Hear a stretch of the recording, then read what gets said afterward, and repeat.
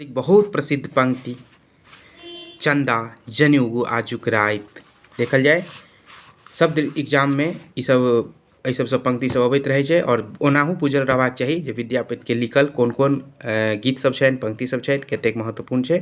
ओ सब जगह जे छै अहाँ सबके लेल महत्वपूर्ण छै। देखल जाए चंदा जनेऊ आजुक राति पिया के लिखिए पठाओ पाइत चान चंदा चंद्रमा आजुक राति जुइन उगू आइ के राति अहाँ नहीं उगू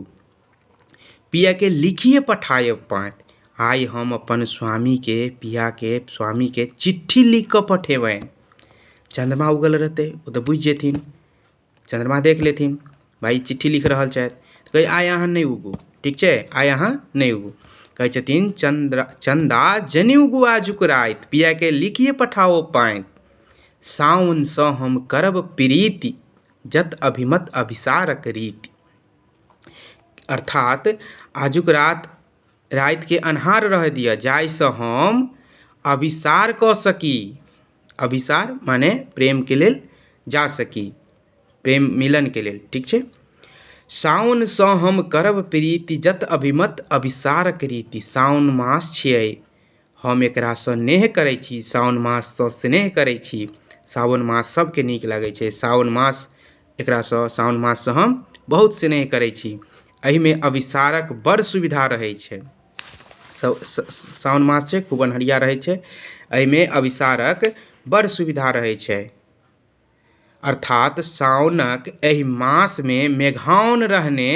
अन्हार रहै छै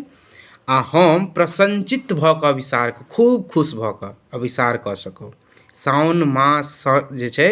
से अभिसार के लेल प्रेम मिलन के लेल बहुत नीक होइ छै। साउन सँ हम करब प्रीति जत अभिमत अभिसारक रीति अथवा राहु बुझाओ हंसी पीब जनु उगिला शीतल शशि। कहै छथिन जे हम राहु के बुझा सुझा कऽ पटिया लेब चान के ओ घोंटि जायत राहु जे छै चान के घोंटि जेतै उगैल नहीं उगलत नहीं उगलते नहीं चान के घोटि जेतै अन्हार भऽ जेतै एकदम राहु के घोटि जेतै राहु। कहै छथिन हम राहु के बुझा सुझा कऽ ओकरा मना लेब और चान के घोटि जायत उगलत नहीं हे मेघ। कहै छथिन कोटि रतन जलधर तोहे ले आजुक रैनि घन तम कै दे। कहै छथिन हे मेघ तो हमरा सँ कोटि कोटि रतन लऽ ले करोड़ के करोड़ जे छै रत्न आदि लऽ ला ठीक छै रत्न हीरा जवाहरात आ आजुक राति एहि राति के अन्हार गुप्त कऽ दऽ पूरा अन्हरिया पसारि दऽ ठीक छै तो हमरा सँ कोटि करोड़क करोड़ रतन हमरा सँ लऽ ले लेकिन आजुक राति जे छै से अहाँ अन्हार गुप्त कऽ दिअ एकदम। विद्या आब छै भनै विद्यापति शुभ अभिसार भल जन करैत परक उपकार। भनै विद्यापति शुभ कह विद्यापति कहब छनि विद्यापति के कहब छनि जे अभिसारक ई शुभ समय थिक